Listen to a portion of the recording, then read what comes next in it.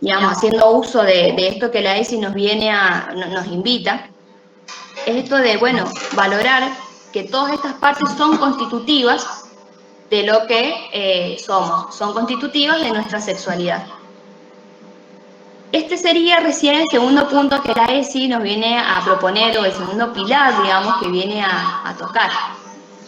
El tercer pilar que la ESI nos propone abordar tiene que ver con la valoración de los vínculos desde la afectividad.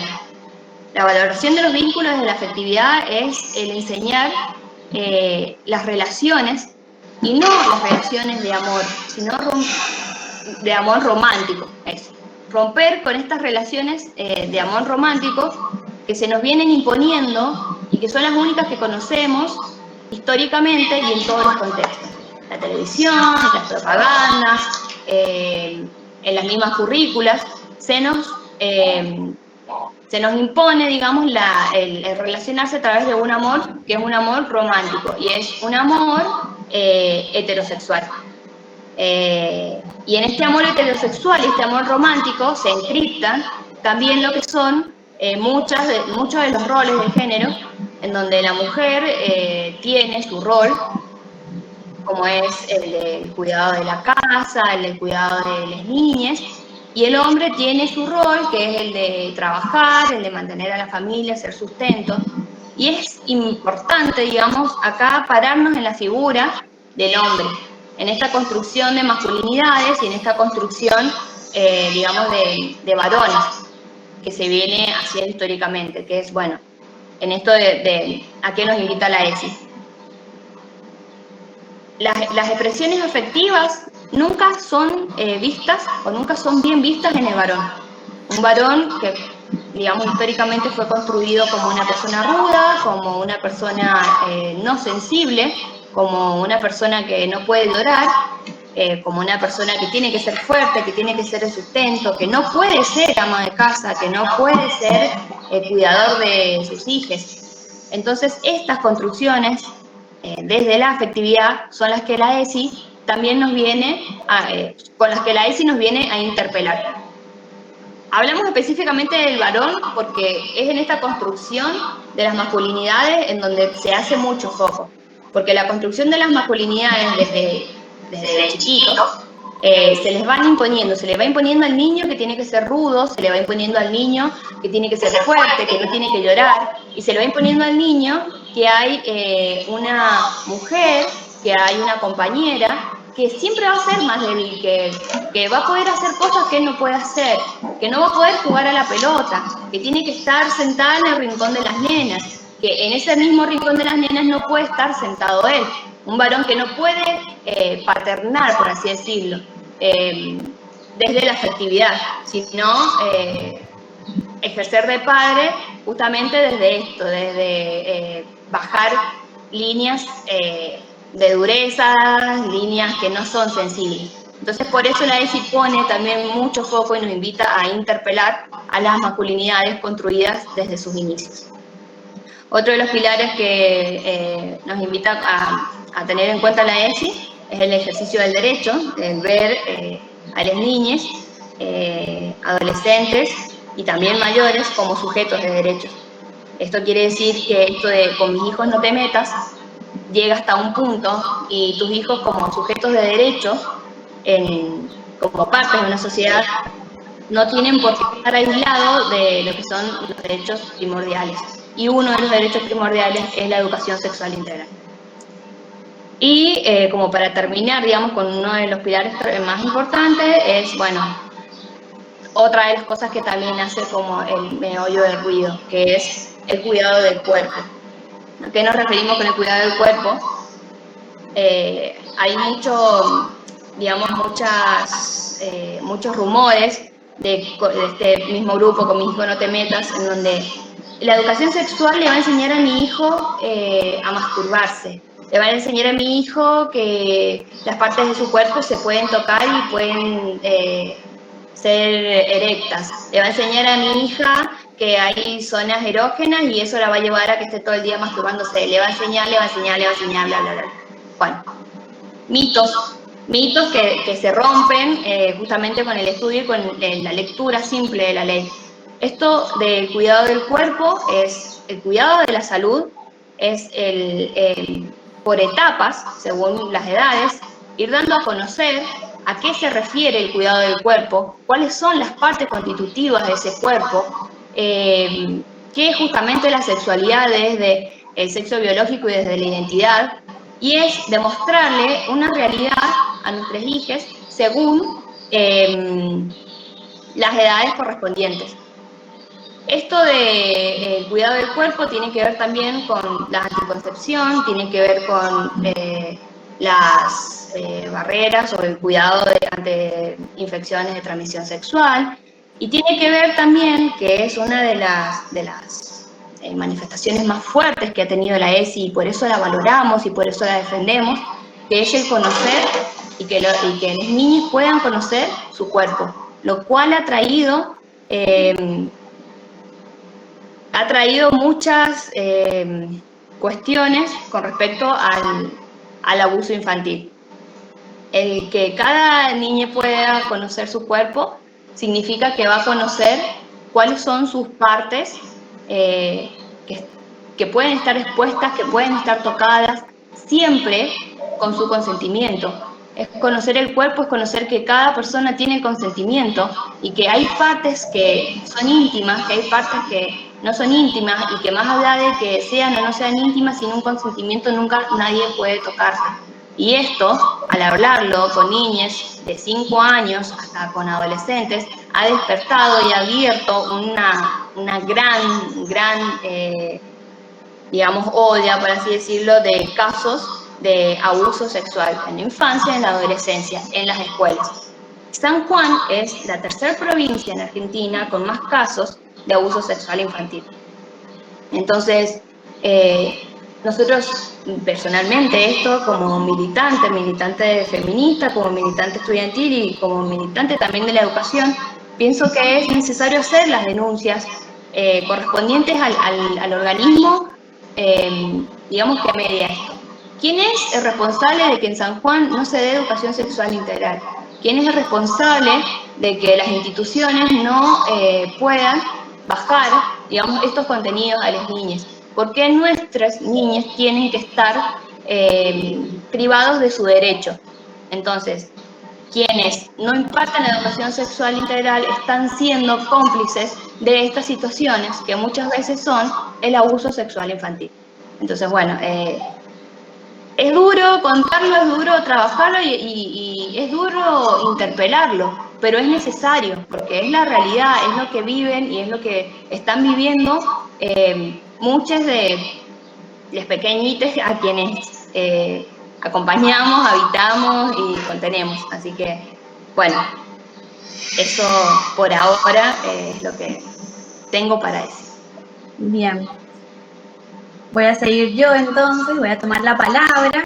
Bueno, y voy a rescatar un poco este último eje del cual hablaba Anita, que es el cuidado del cuerpo, eje o pilar de la ESI, que es el cuidado del cuerpo.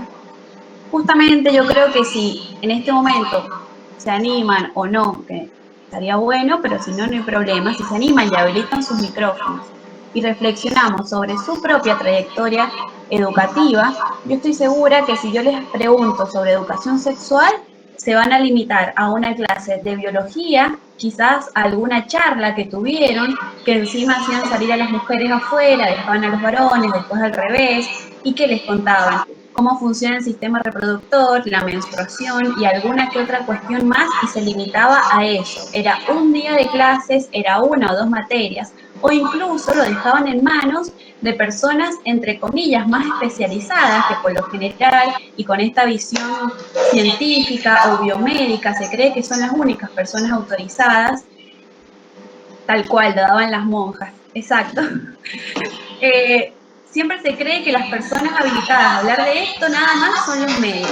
Entonces, nosotras estamos acá ahora como futuras docentes para decir que no, que esto no es así. Que justamente, como lo dice Ana, existen leyes.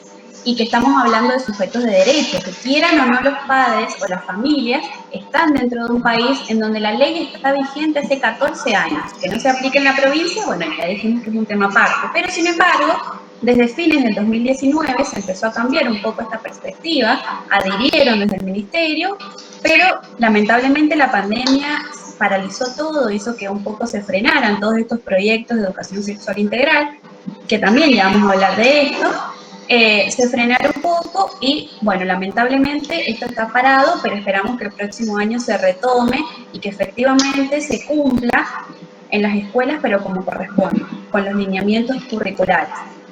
Voy a ir ahora muy velozmente a la parte legal, que bien como dijo Ana, la ley, por si quieren buscarla, esto por supuesto es público, pueden buscarlo en Google, pueden buscarlo en cualquier lado, hay muchísimo contenido por parte de Nación.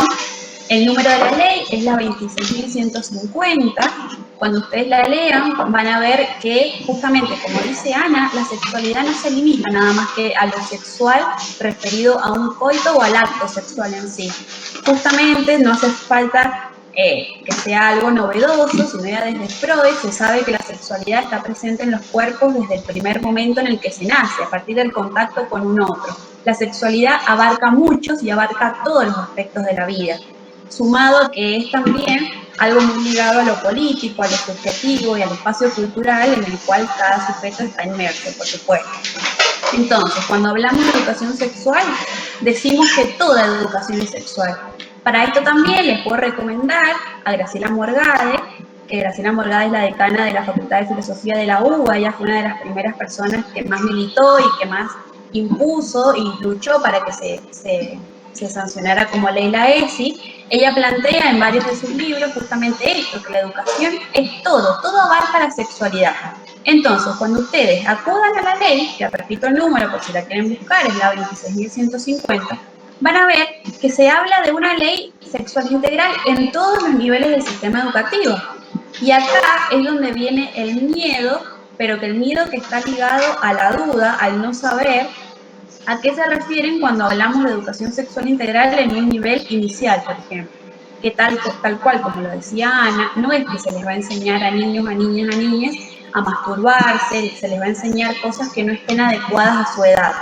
La ley ya lo pensó a todo esto, son 4 hojas de ley, ya está todo hecho, ya está todo pensado, está trabajado, para que se les dé justamente, si hablamos del nivel inicial, y que es un tema que a mí me toca mucho en particular y me gusta, porque creo que es muy importante la ESI, más que nada en el nivel inicial, en los niños, es cuando hablamos, y la ley lo dice así tal cual y textual, les enseñamos a diferenciar una caricia de un abuso, les enseñamos la privacidad, les enseñamos con quién pueden y con quién no pueden ir al baño.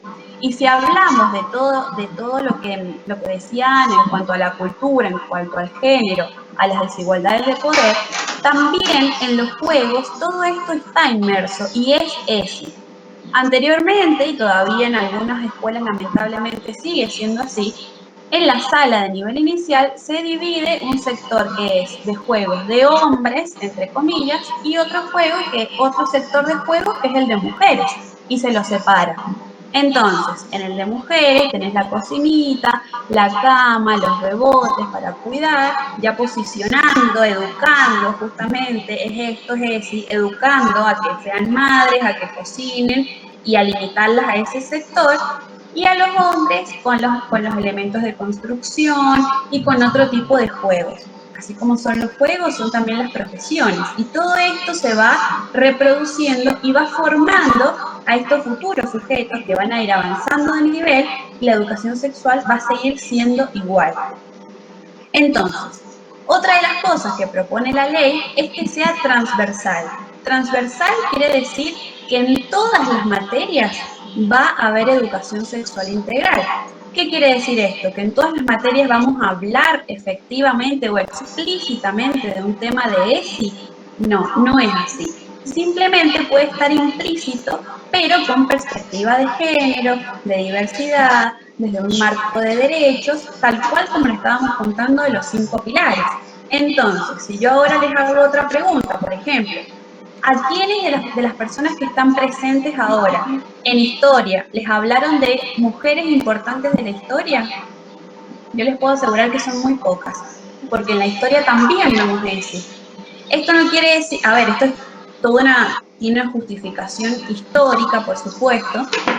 No tenemos a mujeres que hayan estado en la Revolución de Mayo. Estaban, pero no están escritas en los libros, no eran reconocidas justamente por este lugar que se les daba a las mujeres.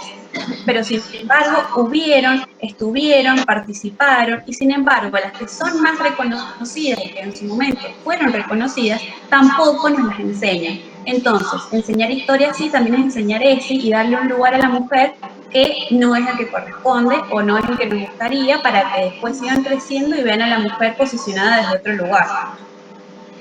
Y cuando decimos que es integral, justamente se llama ESI, educación sexual integral, porque esta palabra es la que define y marca toda la diferencia. Marca la diferencia de toda esta parte ligada a lo biológico, a lo científico, que nada más se caracterizaba por explicar lo que pasaba en la adolescencia también, porque esa es otra de las cuestiones. Se cree nada más que se les tiene que dar a los adolescentes, es decir, y no, la verdad es que hay que darla desde nivel inicial, primario, secundario, formación docentes, terciarios. Por eso también es que somos nosotras quienes estamos dando la charla, porque notamos la falencia en nuestra formación y porque creemos que es muy importante que la formación docente esté, porque si no somos las docentes quienes nos formamos en eso, y después ¿quién les va a enseñar eso si no somos nosotros? Las monjas, como está diciendo ahí una de las participantes, no, somos nosotros quienes tenemos que dar eso. También podemos darle la palabra a alguna persona especializada en la parte médica, pero para dar cuestiones que estén ligadas nada más que a lo médico. Las docentes también tenemos que estar capacitadas en eso para saber cómo elaborar nuestros contenidos, para saber cómo hablarles, para enseñarles el respeto, los valores y todo relacionado en un encuadre de derechos. No nos olvidemos de esto. Así como también, si volvemos nuevamente al nivel inicial y les mentimos o no nos posicionamos en un lugar de confianza, imaginemos el siguiente escenario, el peor de los escenarios. Un niño de jardín de infantes que esté viviendo situaciones de abuso en su propia casa. Si en su casa, con esto de con mis hijos no te metas, porque suponen o creen, o los mitos creen que vamos a hablar de temas que no quieren hablar en sus casas. Si no lo hablan en sus casas, si tenemos un abuelo abusador, ¿dónde lo van a hablar si no es en la escuela? ¿Y dónde si no es con nosotros docentes que le damos el lugar, la confianza y la palabra y les explicamos la diferencia entre una caricia y un abuso? Es ahí donde está la importancia. Y no es casualidad tampoco que en donde más casos de abuso se dan es en la infancia y es en la etapa del nivel inicial. Es aquí, o sea, es muy obvia y es muy clara la importancia de tener eso en las escuelas, de que se dé como corresponde, de que se adapten los lineamientos curriculares que están desde el 2008, 2 años posteriores a la sanción de la ley estuvieron los lineamientos curriculares, y cuando hablo de lineamientos curriculares, hablo de cómo hay que entablar la relación de la ESI con los contenidos que van por fuera de la ESI, con los NAP, por ejemplo, o con el diseño jurisdiccional de la provincia, en este caso. Entonces, ahí también te enseñan a incluir los contenidos de ESI en cada una de las materias, en educación física, en biología, en historia, en geografía. Todo es ESI, y por eso decimos que toda educación es sexual. Y si hablamos de ESI y hablamos de pandemia actualmente, también son temas que se tienen que tocar: la importancia, la afectividad, la conformación de la persona, los lazos con la familia, nuevamente el abuso, la diversidad, cómo se sienten, todo está relacionado y todo es ESI, porque por ahí se cree que también tiene que estar separado lo afectivo, lo emocional, y no, la ESI también es parte de eso. No sé si estoy hablando mucho, Ana, vos cortame. Está bien, te seguimos atentos. Bueno, y lo otro, y lo último, y ahí sí te doy la palabra, y también recuerden que está el chat habilitado y el micrófono para quien se anime a hablar y cuente algo, y también les dejamos la pregunta para que sigan reflexionando, porque es necesario dejar los prejuicios en torno a la ESI. Hay distintos marcos cognitivos desde donde se posicionan también los docentes, porque ojo, en esta falencia, en esta falta de formación docente, relacionada a la ESI, tenemos distintas personas que se posicionan en distintos marcos cognitivos para abarcar los contenidos o los supuestos contenidos. Por ejemplo, tenemos el conservador tradicional, que está muy ligado a los colegios que imparten cierta ideología religiosa quizás. Tenemos el científico, en donde creen que nada más la ESI se relaciona a la parte biomédica, o tenemos el marco cognitivo de derechos, que es el marco cognitivo desde el cual nos posicionamos nosotras y desde donde tomamos todos los contenidos que abarcan las leyes, los lineamientos curriculares y cómo se debería estar dando. Ahora sí, Anita. ¿Crees que me estoy olvidando de algo? No. Benjamín, no sé si querías decir algo o se prendió el micrófono. No, era solo para digamos, intercambiar opiniones. Resulta, respecto de lo que vos hablabas de la historia y de los distintos digamos, de los distintos eventos donde la mujer ha participado y muchas veces no se ha llevado adelante o no se ha reconocido. Bueno, quería traer un ejemplo como para que nos animemos a hablar un poco todos. Buenísimo. Recuerdo con el tema, yo estoy en la cátedra con el tema de los bioprocesos, sería de la Facultad de Ingeniería. Bien, eso te iba a pedir que nos contaras en qué cátedra y en qué carrera, en qué facultad. En la carrera de Ingeniería Química y en la carrera de Ingeniería Alimentos se da una materia que son muy similares, tienen nombre distinto, pero básicamente tiene que ver con los bioprocesos, o sea, los bioreactores y fermentaciones y ese tipo de cosas. Resulta que con el tema de la producción de la penicilina, siempre se le atribuye a Alexander Fleming el descubrimiento de la penicilina y la producción, pero resulta que el uso de la penicilina no hubiese sido posible sin la producción en masa, que bueno, estuvo a cargo de una científica estadounidense que se llamaba la doctora Margaret Hutchinson Rousseau, que ella fue la que posibilitó la producción en masa en bioreactores a gran escala y posibilitó el uso de la penicilina a nivel mundial. Entonces acá tenemos un claro ejemplo de que, bueno, y esto obviamente yo lo incorporé en el seminario que daba de penicilina, pero clásicamente no se la reconoce, eso es un poco así. Bien.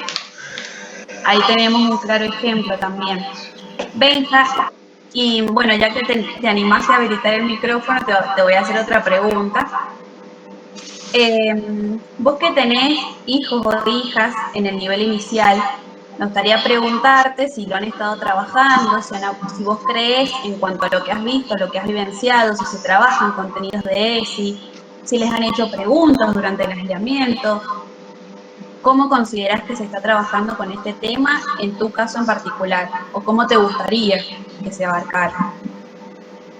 Mira, mi hijo va a una escuela pública, a la ENI 31,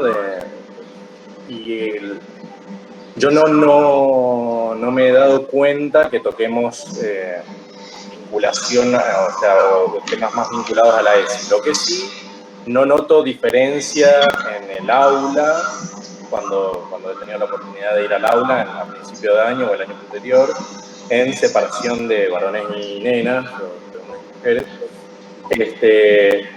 En ese sentido no lo he visto, pero no me he dado cuenta de que hayan tocado contenidos de ESI, al menos yo. Bien. Bueno, yo pienso también en la importancia del relato de Benjamín, de la experiencia, de ver cómo la necesidad de la ESI transversal justamente es necesaria, porque no abarca solamente a la historia, no abarca solamente a las humanidades, que muchas veces es como, bueno, hablemos de esta mujer que hizo tal cosa en la historia, o bueno, hablemos de... Entonces, de repente te salen, porque son los cuestionamientos que ha tenido la ley de ¿cómo voy a poner la ESI en matemáticas? ¿Cómo voy a poner la ESI en química? ¿Cómo voy a enseñar ESI en la Facultad de Ingeniería? Entonces, ahí justamente en donde no se nos ocurre cómo o dónde, es en donde hay que intervenir, porque son los espacios negados, porque son los espacios a los cuales no se abre absolutamente ninguna discusión. El otro día en un conversatorio pudimos vivenciar, digamos, los relatos de las compañeras de ingeniería y de ver cómo las ingenierías son difíciles de abordar para las compañeras por la discriminación que sufren. Entonces, compañeras que llegaron a decir que ellas tenían que hasta masculinizarse, el término que utilizan, que es un término muy adquirido en las mujeres de la Facultad de Ingeniería, que es el masculinizarse para poder hacer un taller, masculinizarse para poder ir a pedir un libro a la biblioteca, masculinizarse para poder ir a tomar una clase de consulta y pedirle incluso a veces a los padres o a los hermanos que las acompañen a la facultad porque sufren distintos tipos de acoso, de burlas y de discriminaciones. Entonces, eso es ESI en las instituciones universitarias. Y con esto también retomamos esto de hablar de ESI también en la adultez. Hablar de ESI, formar e interpelar a aquellos que nos han formado a nosotros, o sea, interpelar desde la palabra, desde el discurso y el conocimiento, a nuestros padres, a nuestras madres, a nuestros profesores y a nuestras profesoras, que son muchas veces quienes han estado formados en otras generaciones y ven, o sea, se sienten obsoletos. Es como yo ya me construí en esto, yo tengo este pensamiento, respeto el tuyo, pero, y no, sos parte de la sociedad, sos parte de la sociedad que marca a un adulto y sos parte de la sociedad que también tiene que aprender sobre educación sexual integral. Acá, bueno, algunos comentarios que están haciendo las chicas. Dice Patricia Grasso: hola, soy Patricia, me parece muy buena la idea de enseñar a todos sobre la sexualidad. Me crié en un colegio de monjas donde era un sacrilegio hablar de sexo y todo lo referido al mismo. Lo típico y sistemático muchas veces justamente de los colegios de monjas, los colegios católicos, que es esto de, digamos, de la parada reaccionaria ante la ESI, la parada reaccionaria ante las nuevas leyes, las paradas reaccionarias ante las identidades de género. Bueno, se construye en esos colegios y también interpelar, porque soy una fanática de interpelar a las instituciones y al Estado, de que es el Estado quienes sostienen estas muchas veces instituciones que son nefastas, que son instituciones que imparten este tipo de ideologías. Ellos sí crean ideologías y malas ideologías. Entonces, bueno, también hacer, como siempre, responsable al Estado y a las instituciones que favorecen esta impartida, digamos, esta imposición que dan este tipo de instituciones. Lía Brizuela dice: así es, en la materia de economía de la carrera que estudiaba era todo Adam Smith, Marx, sí, bueno, es joda que no había ni una mujer, exacto. Es algo que muchas veces se le ha criticado al marxismo, al comunismo, el tema de, bueno, dónde estaban las compañeras en esas teorías que nos imparten.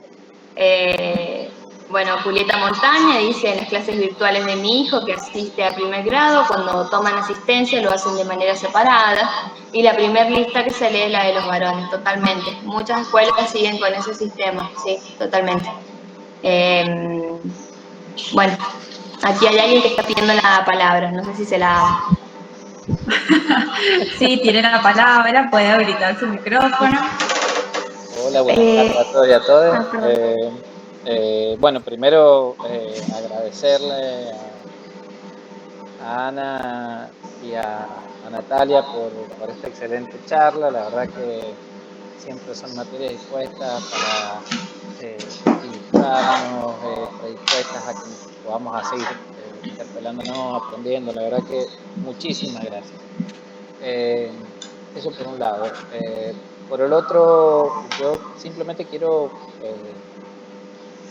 contar una experiencia de mi práctica docente que yo la hice con mi compañera, la profe Belén Ontivero, que no está participando ahora, pero nos tocó hacer la práctica en un colegio, un primer año de secundaria, y bueno, me acuerdo que cuando estábamos dando una materia de materia de algo de ciudadana, de política ciudadana, una cosa así. Estábamos dando un contenido X y de golpe vimos que los varones pasaban por encima de las mujeres con la voz, las mandaban a callar. Entonces, inmediatamente con la profe detectamos que ese tipo, o sea, la forma en que los chicos levantaban la voz y le tapaban la voz a las chicas, ahí algo raro estaba pasando y bueno, paramos la clase, pero no lo hicimos con la idea de retarlos ni nada, sino la idea de empezar a interpelarlos a ellos, de por qué hacían eso, y que las chicas hablaran de cómo se sentían en función de eso que estaba pasando. Bueno, les explicábamos a los chicos que eso era violencia, que ellos estaban ejerciendo violencia, que no permitirle al otro que pueda hablar, interrumpirlo o pasarle por encima de la voz y la forma, el trato. Entonces empezamos a desmenuzar todas estas cosas naturalizadas que estaban en el aula y empezamos a ponerlo en palabras. Y bueno, y tuvimos en ese momento con la profe, ¿qué hicimos? O sea, generalmente en la docencia el currículum apura y los tiempos apuran. Entonces, parece que todo tiene que ser porque hay que darse los contenidos en tiempo y forma, y bueno, y muchas cosas las dejamos pasar por alto. Entonces, nosotros tomamos otra decisión en ese momento como docentes, paramos de dar el contenido que estábamos dando y le dedicamos tiempo a esto.